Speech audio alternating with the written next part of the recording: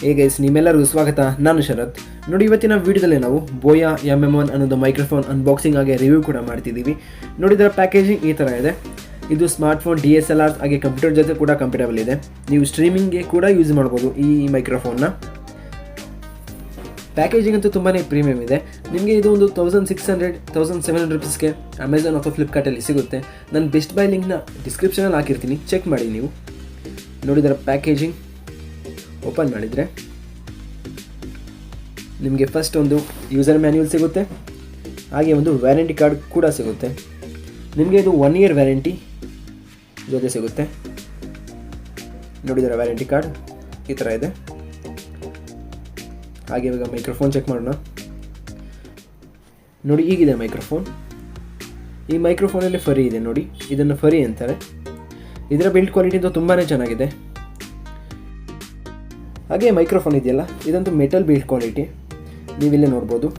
ಇದಂತೂ ತುಂಬಾ ಪ್ರೀಮಿಯಮ್ ಅನಿಸುತ್ತೆ. ನೀವು ಕೊಡ್ತಿರೋ ಪ್ರೈಸ್ 1700 ರುಪೀಸ್ಗೆ ಯಾವುದೇ ರೀತಿ ಲಾಸ್ ಆಗೋದಿಲ್ಲ. ಇದನ್ನು ನೀವು ಖಂಡಿತ ತಗೊಳ್ಬೋದು. ನೋಡಿ, ಹಾಗೆ ಇದರ ಜೊತೆ ಸ್ವಲ್ಪ ಅಸೆಸರಿ ಸಿಗುತ್ತೆ. ನೋಡಿ, ಇದು ಆಕ್ಸ್ ಕೇಬಲಿಂದ ನೀವು ಸ್ಮಾರ್ಟ್ಫೋನಿಂದ ಕನೆಕ್ಟ್ ಮಾಡ್ಬೋದು, ಹಾಗೆ ಈ ಮೈಕ್ರೋಫೋನ್ಗೂ ಕನೆಕ್ಟ್ ಮಾಡ್ಬೋದು. ಹಾಗೆ ಇಲ್ಲೊಂದು ಮೌಂಟ್ ಇದೆ. ಈ ಮೌಂಟ್ನ ನೀವು ಯೂಸ್ ಮಾಡ್ಬೋದು. ಇದು ಒಂದು ಪ್ಲಾಸ್ಟಿಕ್ ಬಿಲ್ಡ್ ಕ್ವಾಲಿಟಿ ಜೊತೆ ಬರುತ್ತೆ. ಹಾಗೆ ಇಲ್ಲಿ ಇನ್ನೊಂದು ಆಕ್ಸ್ ಕೇಬಲ್ ಇದೆ. ಇದು ಸ್ವಲ್ಪ ಡಿಫ್ರೆಂಟ್ ಆಗಿದೆ ಅಷ್ಟೇ. ನೋಡಿ, 2 ಆಕ್ಸ್ ಕೇಬಲ್ ಸಿಗುತ್ತೆ ನಿಮಗೆ. ಹಾಗೆ ಒಂದು ಪೌಚ್ ಸಿಗುತ್ತೆ ನೋಡಿ ಇಲ್ಲಿ, ಇದು ತುಂಬಾ ಚೆನ್ನಾಗಿದೆ. ಹಾಗೆ ಒಂದು ಬೋಯಾ ಬ್ರ್ಯಾಂಡಿಂಗ್ ಜೊತೆ ಬರುತ್ತೆ ಈ ಪೌಚ್. ನೋಡಿ, ಇದರ ಆಡಿಯೋ ಕ್ವಾಲಿಟಿ ಬಗ್ಗೆ ಮಾತಾಡೋದಾದ್ರೆ, ನೀವು ಇಲ್ಲೇ ತನಕ ವಿಡಿಯೋ ನೋಡಿದ್ರಲ್ಲ, ಇದ್ರ ಆಡಿಯೋ ಇದೆಯಲ್ಲ, ಈ ಆಡಿಯೋ ಎಲ್ಲ ಈ ಮೈಕ್ರೋಫೋನಲ್ಲಿ ರೆಕಾರ್ಡ್ ಆಗಿರೋದು. ನಾಯ್ಸ್ ಕ್ಯಾನ್ಸಲೇಷನ್ ಅಂತೂ ತುಂಬಾ ಚೆನ್ನಾಗಿದೆ ಈ ಮೈಕ್ರೋಫೋನಲ್ಲಿ.